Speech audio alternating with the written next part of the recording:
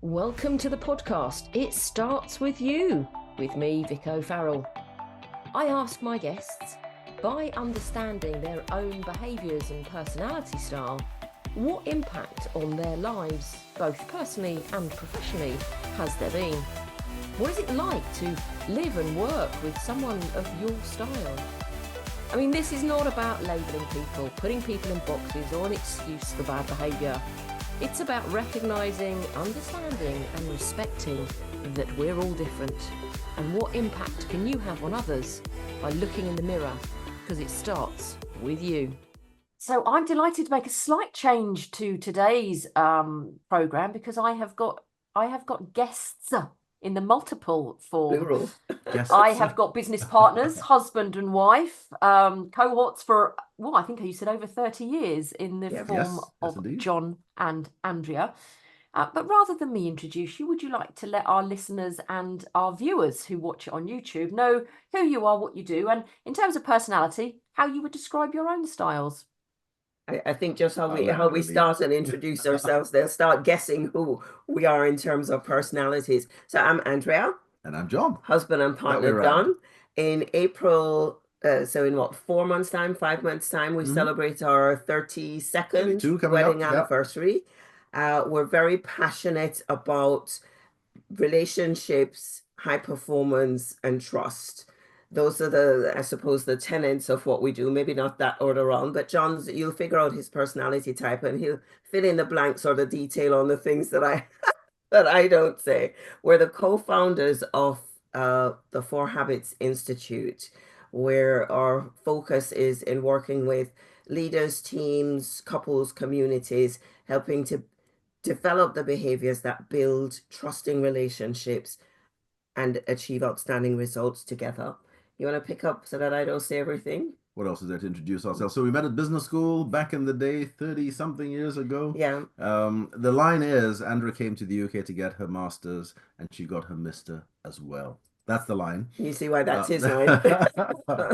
So from there, we went out into the big wide world and started working.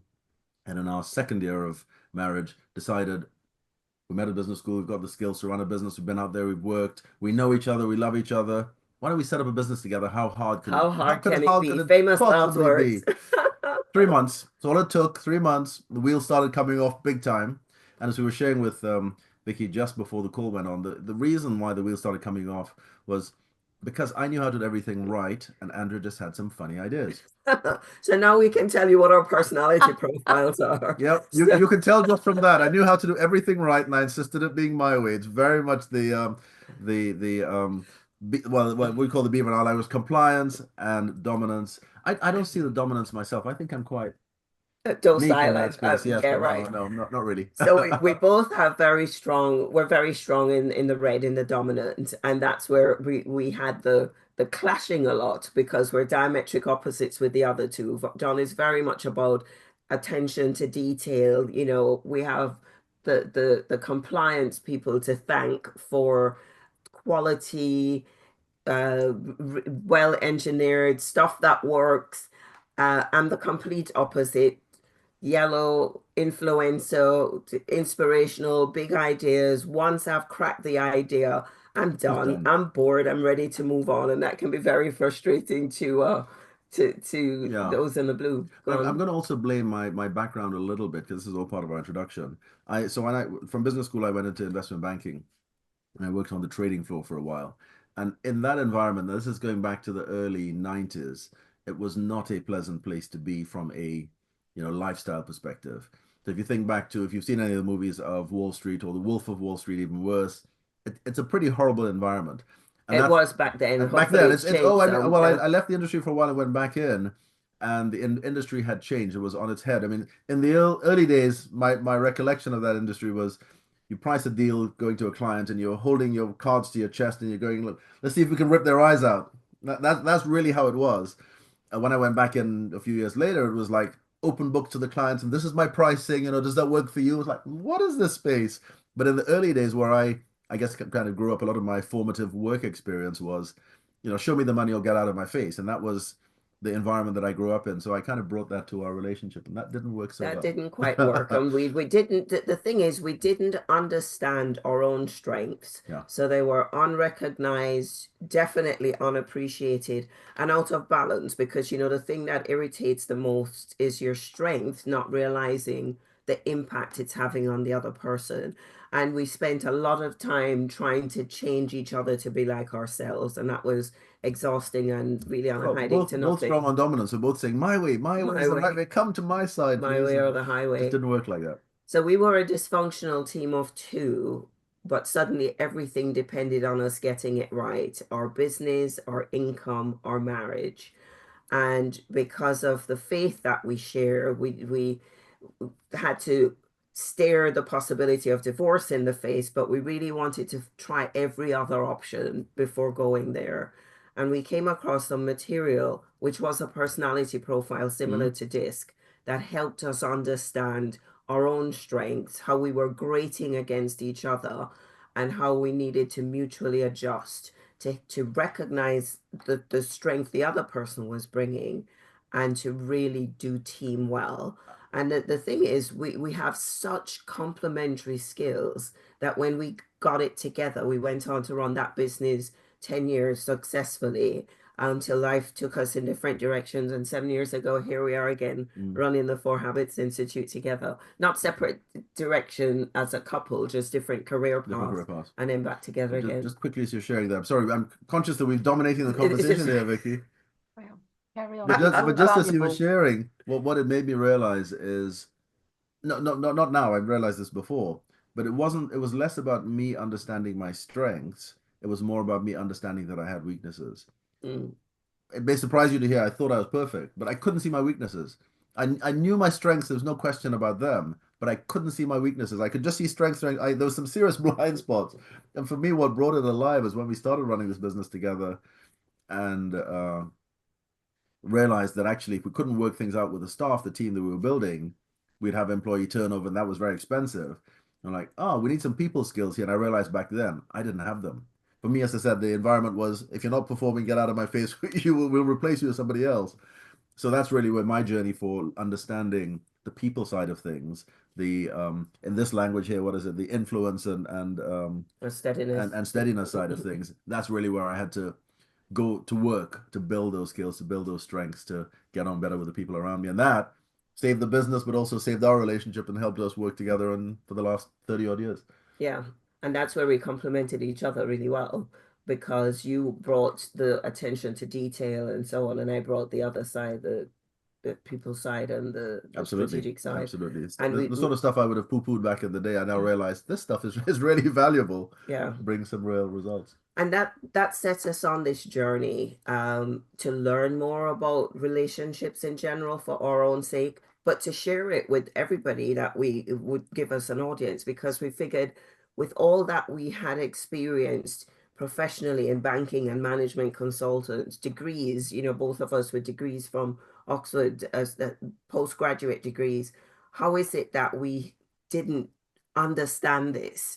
And our mission now is to help others and us, because we're considering ourselves on a lifelong journey with this, developing the fundamentals for doing relationships well, so that our default behavior changes to the behaviors that really support building strong, trusting relationships, and in a corporate world, high-performing teams.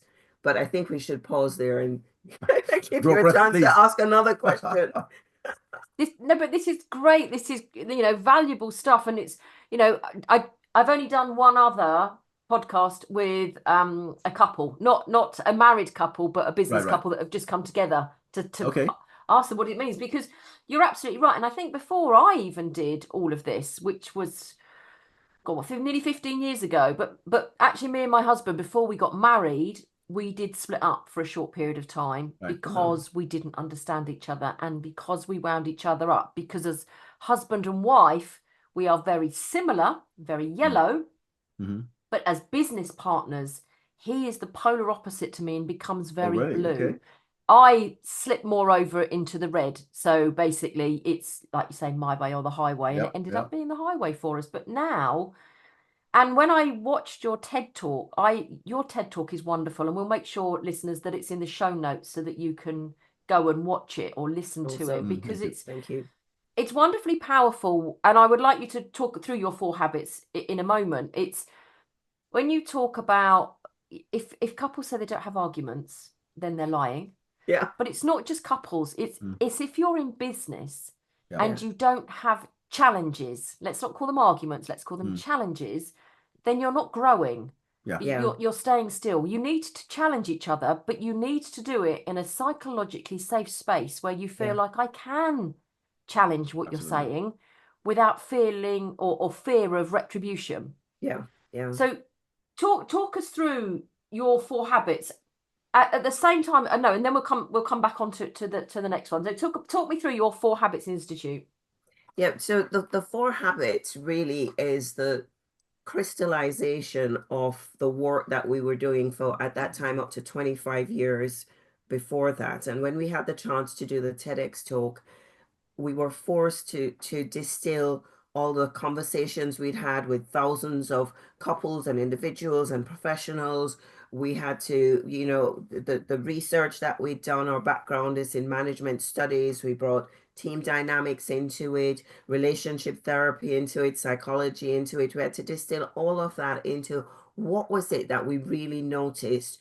What were the differences between successful relationships and unsuccessful relationships? And these 4 habits bubble to the top as crystallizing the things that every successful relationship displayed and every unsuccessful relationship was missing one or more of them. So we can bounce between us. If I do habit 1, be curious, not critical, is really where a lot of, personality profiles underpins all the habits, but habit 1 is where it sits. It's about be curious, not critical, because our default response whenever somebody behaves differently to how we expect is to criticize, is to judge them, and to make them feel like they're wrong and we're right, because in our heads, that's really what we think. And even if we don't say it, we think it. We think it. Really?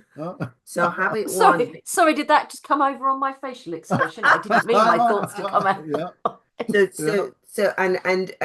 Each of the habits addresses a key area of difference that causes frustration in relationships. So this area of difference in personalities and work styles, the Chartered Institute of Professional Development, Personal Development, always get that wrong. CIPD. Chartered Institute of Personal and Development, say that the number 1 cause of workplace conflict is misunderstood personalities and work styles.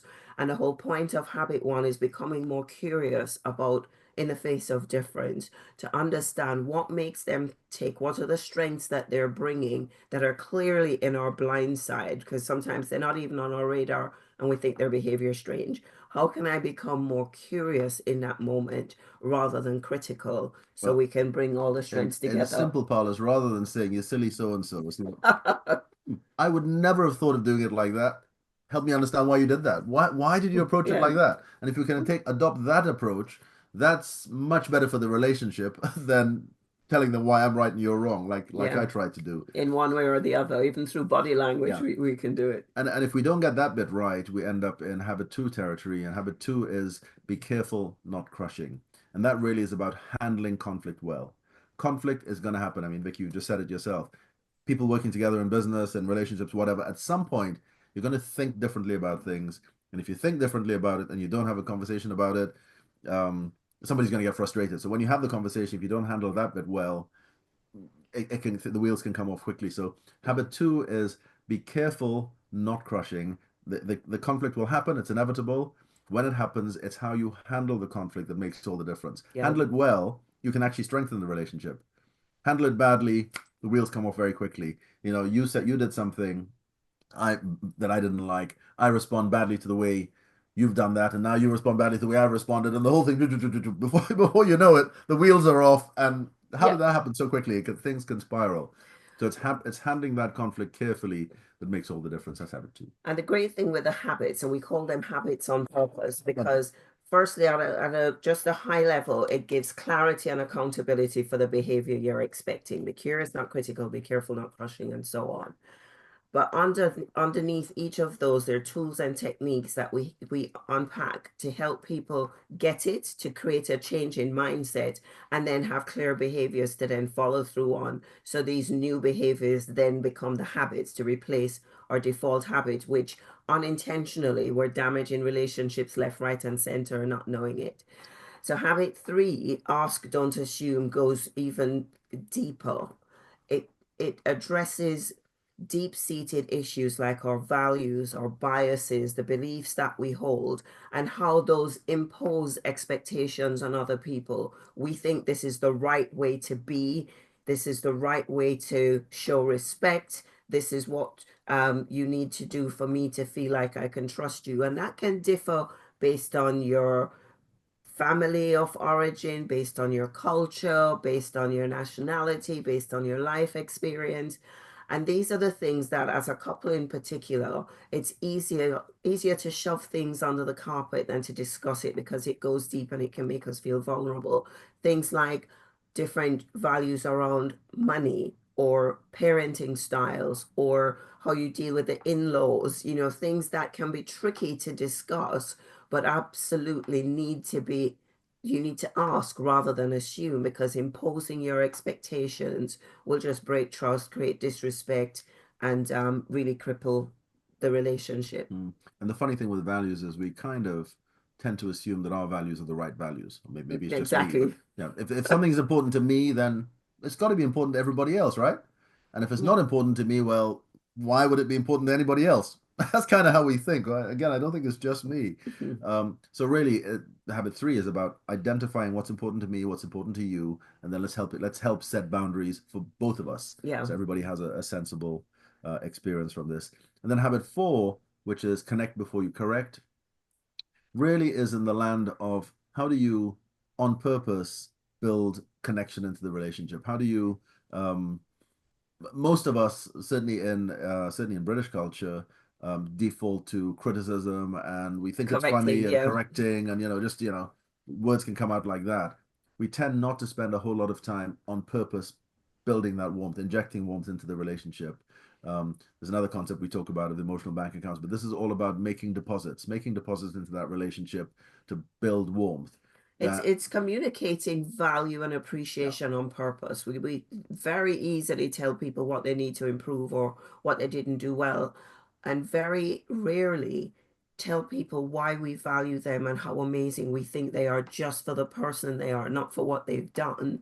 And yet those are the things that build real connection and a sense of you've got my back, I've got yours. There's a line that we like to share, is where we say people go where they feel welcomed, but they stay where they feel valued. How do we become more intentional about communicating that value so that the emotional connection remains strong? And by the way, if you don't communicate that value, the problem you then end up with is you leave the other person vulnerable to somebody else communicating value. So if I don't make you, Vicky, feel really valued, really special, really loved in a work context, in a home context, if I don't give you that, and somebody else, and the same thing applies in a work context, but if you're not left feeling, wow, I'm valued in this relationship, and somebody else comes along and they start pressing that button, making you feel valued, you don't go looking for it, but all of a sudden that attention is coming from somewhere else. Yeah. And before you know it, you're off. And that's what happens. And we've seen that happen time and time again in domestic relationships. It's why people leave organizations. It's not usually, sometimes it is the money, somebody's just made them an offer they can't refuse. But quite often there's somebody not showing them value, or they're not feeling as special as they should be in that organization. Somebody else comes along. That's what opens the door to even have that conversation, to explore it. But if you're feeling like, I'm just the king of the castle here, this is great, or maybe not king of the castle, but I'm really special, people really value me, they see me, you're not looking, you're just happy, you're content where you are. And that's what habit 4 is about. It's establishing that. So nobody's vulnerable, everybody's happy in the relationship. And if I'm doing that for you and you're doing that for me, then happy days. Yeah. Everybody's content. And these are the habits, these are the fundamentals that make a difference in relationships. And if we could just get these right and make these habits become our new default, we could thrive at home, at work, and help other people to turn up well and perform well and be well, because where the foundation is strong, healthy, trusting relationships. And that really is our mission, is to, we dream of a world where relationship education, all this stuff, is a natural part of personal and professional development. It should be on the school curriculum. It Absolutely. really should, because I feel that people are very, talking all about neurodivergence, and I absolutely get that, but actually there's fundamentals which just comes down to behaviors and personalities. I wanted to pick up there on the third one, the ask, don't assume, because it comes down to feeling, like you were saying there, feeling valued. In a personal relationship, it's about feeling loved. If I don't feel loved from you and suddenly I'm feeling loved from over here, that's when relationships break up. We know that. But if we talk personalities, you can read personalities because you can read body language. I mean, as it is here, if you're listening and not watching this, my body language, I actually talk with my hands. If you ever see me keynote on a stage, I have to not quite tie my hands to my side, but my body language is very much in the I style. But you can't read someone's values. And as you just said, John, what I feel is strong and true to me, you naturally assume must be strong and true to someone else. But if you're with someone who is completely the opposite, you might have the same personalities, but if you've got completely opposing values, you're like, well, hold on, why are we not getting on? So how can you read someone's values, or how can you instill to someone what your values are without sounding preachy? That's a really good question, and there are a number of things to unpack there. But the first thing to say is you can't share what your values are to somebody unless you've articulated them to yourself. And quite often, many people most of us haven't taken the time to figure out what is it that's really true to us, what's important to us, and what do we need to make space for, or defend space in our schedule to be able to feed those. I can talk about the cultural assumptions, and then you can talk about the ATIFs then. Can we do that? Yeah. So on a bigger scale, there's some work that was done by, what's his name again? It'll come to me. The six dimensions of culture. Dutchman. Yes. It'll come to me as we speak. Anyway, this guy did this amazing. Gert Hofstede. Well done. So between us, we get there. Gert Hofstede did some amazing work on the 6 dimensions of culture. There's also another more recent book called Culture Map done by Erin Meyer, I think her name is, that talks about nationally the tendency is on these 6 dimensions. So one could be power distance, meaning do you defer a lot in that culture where respect is by showing real honor and reverence for older people or more senior people or people with titles? Or at the other end of that one dimension, it's a more familial relationship where you use first names, for example, rather than titles. And just that can create real misunderstanding and a sense of disrespect if you get somebody who is used to a first name culture calling somebody who wants to be called doctor or professor or Mr. So-and-so because they're older than you or more qualified than you or more senior than you. Getting that mismatched can cause huge upset. And that's probably one of the things feeding the generational tension, since there are 4 generations in the workforce now, because the assumptions about how to deal with power distance are very, very different. So that's one thing that those 6 dimensions of culture on a national level can really influence the values that we hold around the right way to behave. So that's a kind of macro view. I was just going to say on that note, we didn't check in with Vicky as to whether we should have been referring to as Your Royal Highness, as the Queen of Behaviors.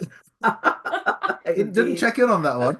You didn't, and I don't need to be, but I did have to have cabinet approval to use a royal title in a limited company. You can't pick up. I thought that would be fine. And when I got my accountant to change my name, he came back and went, oh no, I need a business case and I need to put it to the cabinet office. You can't just choose a royal title. But the thing is, you got it. Well done. Yes, I did. I went through the hoops. But yes, Vic or Vicky is fine though.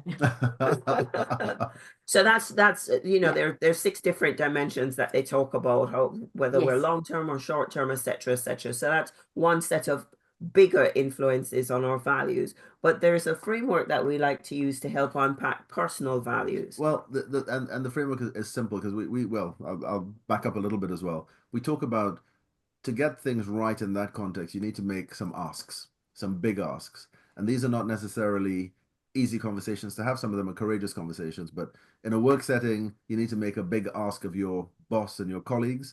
Once you've identified what's really important to you, now, okay, how can I put boundaries around this? How can I protect that? Because if people don't know, then they're going to assume. They'll trample over sometimes it, once we're clear, we then need to make certain asks, and we need to make those same asks of people at home. So an ask of your bosses and colleagues, an ask of your family and friends, people around you in that setting. But before you can make those asks, you've got to know what you want yourself. So you've got to make a big ask of yourself. What do I really want? What's important to me? And I went through I guess an exercise when Andrea's dad, my late father-in-law. We don't say father-in-law. We don't use in-laws in our family. We talk about in-loves. Anyway, when he passed away early, it made me sort of start thinking about life and what does the end game look like. I mean, he went well before his time. He was mid 64 or so. And I thought, what does a life of no regrets look like? I mean, he lived a wonderful life. He was a great man. But I just thought, for myself, what do I want a life of no regrets to look like? Should the day come that I go early, I don't want to have any regrets. So I said, what's important to me? And I came across, I went out there searching for stuff, and I came across this 5F framework, which I thought was great, but it didn't go quite far enough for me. So I was bold enough to add another few for myself. But really, it talks about, there are 8 Fs. And the first of those is faith. It really is about what's important to you. What's your magnetic north? What's a purpose bigger than yourself? Some people refer to that. What's the something that you believe in that lifts you on a down day, that picks you up, or something that's a real big thing, or that influences how you spend your time, how you spend your money, how you deal with grief. What is it for you? That's your kind of anchor. So we're not saying you must have a faith, even though for us, our Christian faith has been really foundational in how we discuss things and the decisions that we take. So the first F is decide what your F is. Where do you stand on careful faith? how you say that. I know. Yes. But for some people, their faith is their music. Yeah. What is it that's that singular thing? But anyway, so faith is one, and then family and friends kind of come right behind that. And a lot of people we take our family and our friends for granted. We kind of assume that they'll always be there, and the reality is, more often than not, they're not, unless you are connecting with them and making sure you're putting deposits into their emotional bank accounts using that language. So think about your family and friends. And for me, I realized a long time ago that my family was really important to me. When I had to stop and think about it. And for me, actually, was thinking about down the road, when I'm older and grayer, if I want to have that relationship with my kids and with Andrea, I've got to invest in that relationship now. I can't take them for granted now. I'm a natural workaholic. If you think of me in that, what is it? Red, blue, dominant, compliant. I'm a natural workaholic. And I would spend all my time quite happily at my desk just doing that. But then I realized if I do that, I'm going to sacrifice my family. I'm going to sacrifice my friends. I've got to invest in those as well. So being on purpose about that. And then finances is number 4. Or health, fitness. Faith, family, friends. Fitness, sorry. Fitness is number 4. Thinking about our health and our, as you say, fitness is the F for health. This is about making sure that I have the life that I want to. I want to be able to be fit and healthy down the road to enjoy the things that I want to be able to enjoy. Again, I can't take that for granted. Somebody said, by the time you turn 50, you will have the body that you deserve. We both said, ouch. Both thought, oh dear. Oh dear. Time to invest in it. So we're doing more of that now. And then number 5 is finances, which kind of speaks for itself. To be able to you have to have the money in place to do the things that you want to do. Again, you can't assume it's just going to magically happen. Doesn't work like that. The last 3 are fulfillment, which is all about finding, I guess, a purpose for, this is now about your self drive, what is it that you're trying to achieve in life? The legacy. No. Sorry. Fulfillment is about your could be your career, could be Me, I've started learning the piano again in my old age. I got my exam this Friday, actually. I got another exam coming up. So it's just driving yourself and pushing yourself to another level. Number 6 is foundation, which is about give back and making a difference. And number 8 rather. Yeah, 7 and 8 now. Seven is foundation. 7 is foundation, and number 8, which I added right at the end, and I had to add that because of my personality type, was fun. I enjoy fun, but I don't make time for it, not naturally. I've got to literally put it in my diary. Remember to have fun. Otherwise, I'm a workaholic. I'll be out there working. And unless I put fun in there, it's not going to happen. So if I put it in there, it happens, and it's like, yay, this is great. But it doesn't come naturally to me. So identifying what it is that's important to you is the key thing to do. And then you can then make asks of people. Like if family is important, and I know I need to, I'll just give an example of family in the address. I need to invest the time with my family. Then I need to ring fence that time and make sure that, I've got to take the kids to a game at this time. I can't take a business call then, or whatever it happens to be. That's one simple example there, but so that's identify what's important and then put the boundaries around it by having those conversations with the people that could impact those boundaries to make sure that the things you want end up getting diary time. So as you said, the conversation with bosses and colleagues, for example, could be when you're available for core work time and when you're not available because you've ring fenced that to be present and not just physically present, but, fully present for your family, or for time to do a workout because fitness is important to you, or for time to work with a charity or give back in some way, or how do you make space in your life, in your schedule, for the things that really matter at the end of the day? So we like to talk about scheduling based on values rather than on your to-do list, which is just an unprioritized random list of relentless things screaming for your attention. It's honestly, I'm looking at the time and we've unpacked so much in half an hour. It's just phenomenal. I am loving the fact that you've shared your 4 habits at a nice high level for those reds that are listening, but also given some context behind them for the blues that are listening. But it's just, if you could leave one top tip for someone that's perhaps struggling at the moment with a relationship, be it at home or be it with a colleague, a boss, what would be your one top tip for them? People are not mind readers. We think they see and think about things the way we do when their head could be in a completely different space. So there's no shortcut for that one-on-one conversation to talk about the things that where there could be misunderstanding, because you'll be surprised how quickly you'll see eye to eye. But I want to add to that, sometimes having those conversations are hard. We have to be intentional about building the skills to turn up better, have better conversations, and get better results. That's probably 2 things that I said there. I'm going to try and sneak in 2 as well. But anyway, my thing is, I'd say get more understanding so that you can be more understanding. So there's work to be done. This relationship stuff doesn't just land in your lap, doesn't just happen. Take your time to understand yourself first. Take yourself time to understand the other person. So self-awareness, other awareness. That's where the whole emotional bank account thing comes in as well. But just understanding what's going on with the people around you, how you're coming across can be really powerful. And I forgot what the second thing. Second thing I want to say is, particularly for people like myself who are, again, the language here is it's compliance and dominant. What do you want? Do you want to be right, or do you want to be in the relationship? Because you can't necessarily have it both.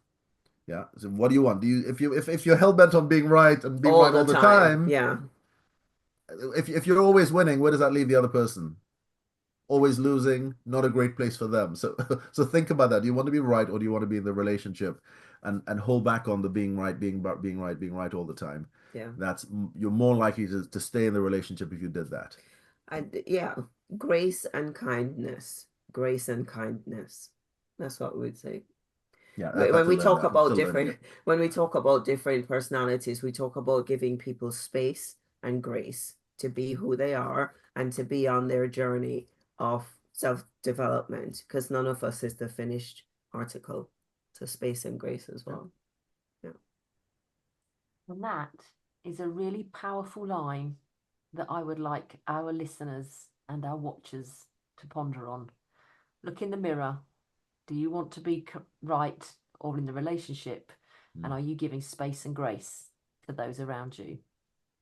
I will ensure that all the notes are in the show notes so that people can connect with you.